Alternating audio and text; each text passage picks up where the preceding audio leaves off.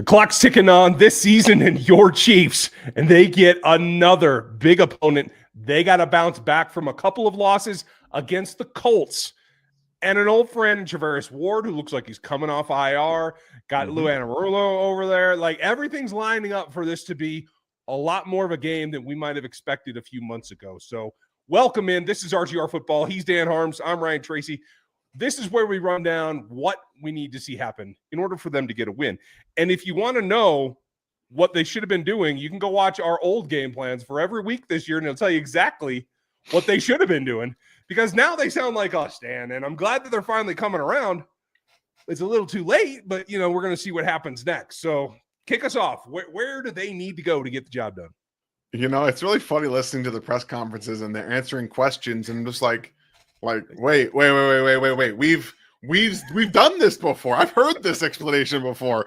And you go back to the game plan, the video that I did earlier on Wednesday, and you can see what I'm breaking down, and they're saying some of the exact same things. Some of the things that I noticed on tape, Mitchell Schwartz is breaking down on Twitter, and I'm like, yeah, my film reviews say the same thing. We are all in this together weird chasm of what the hell's going on in Kansas City. And yes, I know a lot is said about the offense. The offense is still one of the best in football, regardless of the issues and the things they need to figure out. It is one of the best in football, EPA wise. Take that for what you will. My first thing I want to start off with is on the defensive side.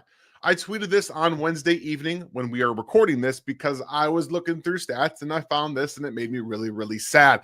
The Chiefs have allowed a league high 81.2% completion percentage against play action this season, as well as the second most yards per attempt at 11 yards. So that's all via NFL Pro. You guys, one of the things that I started the season out with was talking about run defense.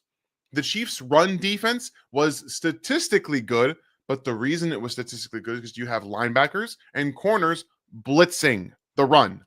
So what happens when you don't get home or you're caught blitzing on a play action fake? Everybody is wide open, which leads exactly to those numbers, what you're seeing right there. So you have linebackers quick triggering downhill. And then on top of it against the Colts, guess who's going to be wide open?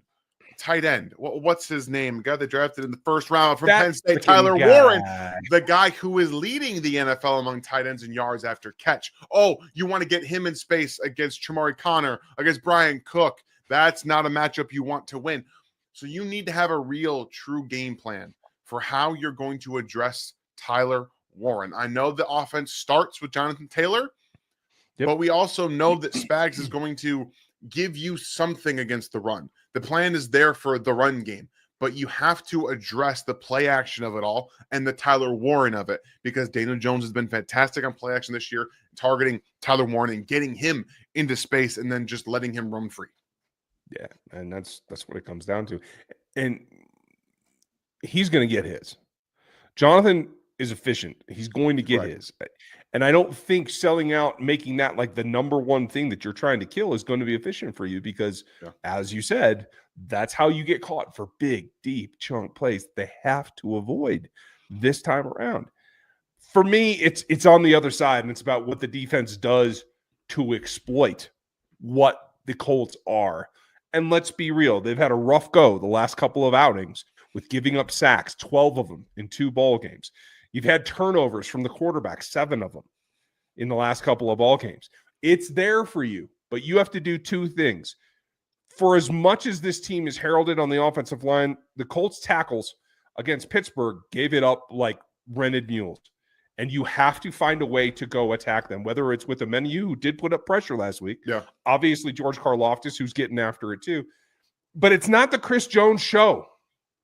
You cannot rely on Chris to do everything and draw all the double teams, and that's the only way that you win.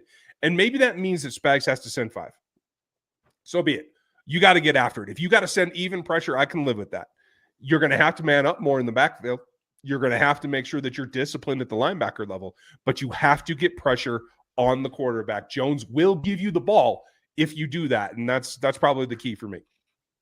And to your point about that, this season the Chiefs have struggled generating unblocked pressures, which is Interesting. I was actually listening to Cody Alexander, who does match quarters. He also does a YouTube show as well. Very informational defensive coach. He believes that the Chiefs' defensive scheme is stale. Interestingly enough, much like around the league, it looks like the Chiefs' offense is stale. What does that tell you about the guys who, over the past couple of seasons, have done the best job adjusting in the second half? Everyone else is caught up.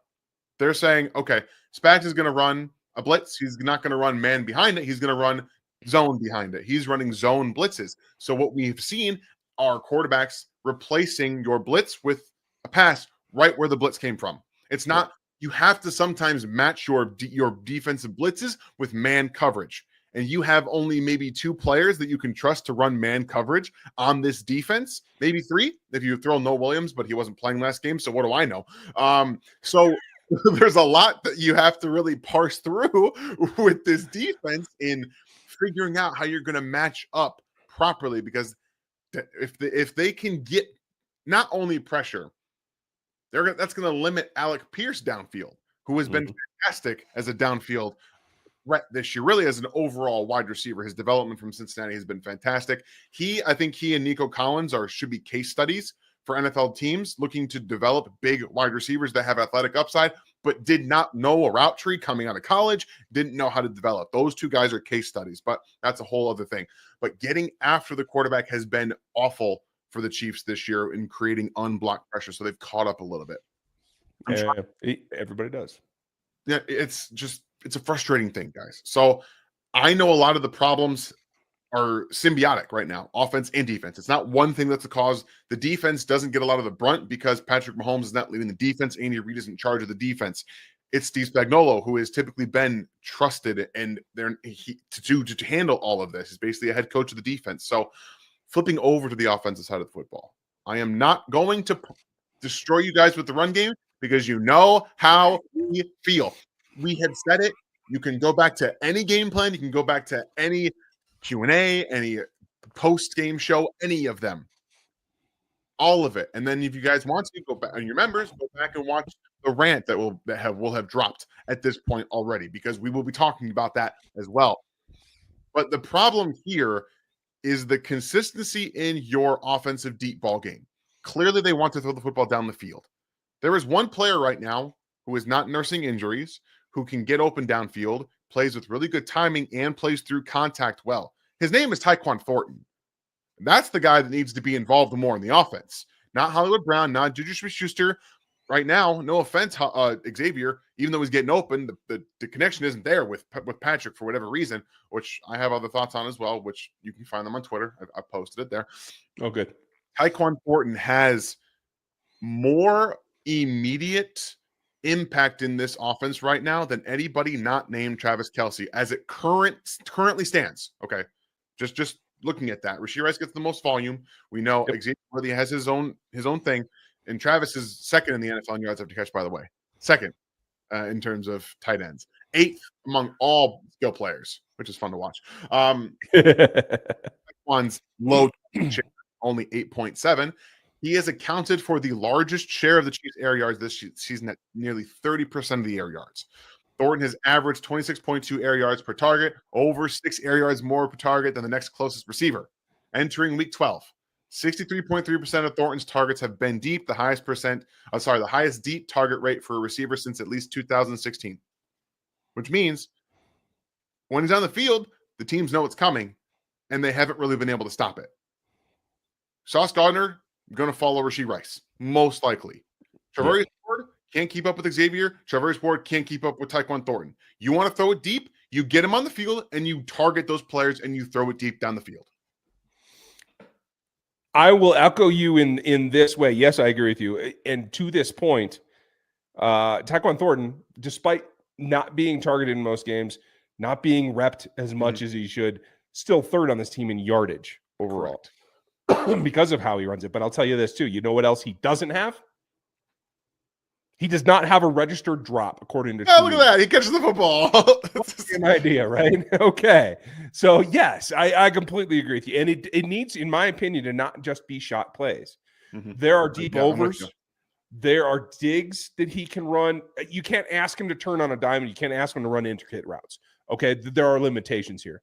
But those deep overs across the deep safety's face will bring fear and loathing to that secondary if you do it right. So I completely agree with you. Now, that said, for me on the offensive side, I am going to say this. It does have to be the run game. But it has to be the run game, not just for the sake of running, because I'm so disgusted with the way that this has gone. You guys have been listening to me now on YouTube for 7 years telling you run the ball more. It just so happens that now I'm more right than I used to be. I've given up. So now you have to run it enough so that you can actually effectively play action, and that has to come from under center as well. I know they run better from under center, but they also play action, and it's more effective from under center as well. You have to put that into the ball game because for those deep routes, for those overs, the things that you want to hit, and for this reason alone, if you have to continue to pummel Travis Kelce like you did last week, you're going nowhere. Travis will make you some plays, but he cannot lift games to that point any longer. I think myself that Xavier's hurt. So, yeah, for sure. The big thing that it comes down to, and Josh Simmons spoke this week, and I appreciate some of the things he had to say. What he wasn't able to tell me is that Kingsley Suamataia is able to play. And until that is known, then the play action has to be more the driving force. Because quite frankly, I think right now, Kingsley is probably the best run blocker on this roster to get behind and just dig in. And without him, they still have to have that threat. I would run more to Trey's side. Clearly, Kareem Hunt wanted to because every time they were running outside zone left, he veered it back right. So I think you have to use that as the tool. Build off of what you put on film last week and emphasize the under center play action. Let's talk more about under center. This year, when Chiefs run the ball from under center, they are third in success rate, second in EPA per play, 10th in yards per carry, and 28th in attempts. They don't care. That math don't add up. Right? When we have the information, use the information. Knowledge is power, Andy. You have the knowledge at your disposal. It tells you run the ball from under center. I don't care what Patrick's comfort level is. I know I said I wasn't going to talk about the run game, but it's Ryan's fault. Blame him, not me. Now, I know that Patrick's probably more comfortable for seeing the defense. I mentally understand that. Look at Joe Burrow on the other side when he plays. He's a pure shotgun quarterback as well. However, Patrick is now at the point, it doesn't matter. It doesn't matter your comfort level. You have to run under center more. It can't be token under center so you can run play action shot plays. It has to be, we are going to run the ball here. We have to increase it from 4 attempts a game to at least 8 real runs from under center.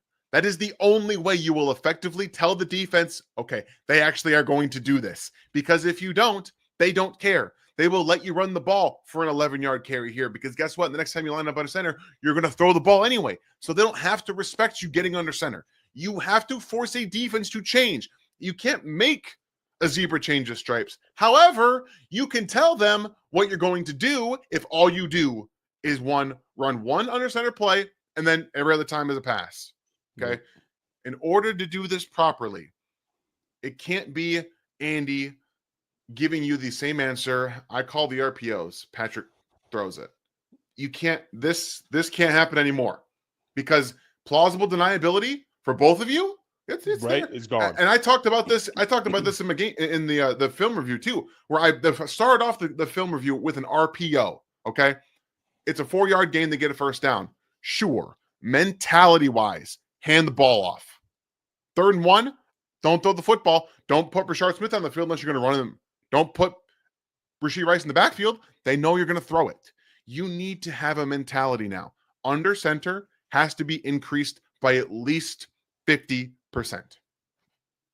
It's the only way to get it done. And I hope that they have the pride to do that because that tone of voice that you hear from all these Chiefs players at the podium, that's just pride messing with them because they don't know what to do. They have to buckle down and go do it. So this is what I see. This is a Colts team that has been struggling, and I think the longevity of this season is going to catch up to them a little bit. Mm-hmm. They don't have Buckner. I think they can be run on, which is just one more reason, Andy, just saying.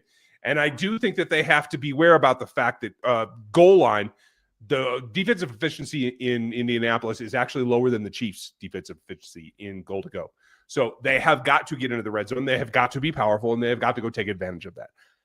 I think their pride steps in, and I think they get something that pushes them forward. And I do think they get a win out of this, but it's probably going to be ugly. And I got it 23-21. What do you think? I honestly don't know about this game, guys. I want to believe the Chiefs will come out with the fire that they were supposed to have coming out of the bye. I want to believe that. The differentiating factor for me right now is home. They are playing at home, and it's going to be in front of kind of a hostile crowd. This is a team that is now 5-5. Your fans are frustrated because you have everyone calling the offense stale. You have now people calling the defense stale. It's time to adjust. You are answering questions every week. Andy Reid said that, on Wednesday he's tired of these press conferences. Well, guess what, Andy? You want to stop being tired of them? Show everyone that you're actually going to change. I think they're going to change. This is also the last time that I will believe that they actually will do it. If they don't do it now, I'm done believing they will change. I also believe this is going to be a close, tough game because the Colts offense is designed to beat the Chiefs defense. It's just designed to. So I think it's going to be close. I think you're going to be down in the fourth quarter. The Chiefs will find a way to make that one play that they haven't been able to do in these close games, and they will come out on top. And I think it's going to be closer to 27-24 Kansas City. I think it's a look in the mirror moment. And for me, it's one of my favorite lines from The Matrix. Stop trying to hit me and hit me. Yeah. That's what they have to go do. So we want to know what your predictions are. Leave them down in the comments below. Hit us on Twitter. Thank you for subscribing and being with us. If you want the gear, if you want any of it, you can find it in the store. It's down there in the description. Have a great one. We'll be live post-game. Thanks for your time. We'll talk to you soon. Thanks for watching this video from the team at RGR Football. Click these videos to see more and subscribe to RGR Football.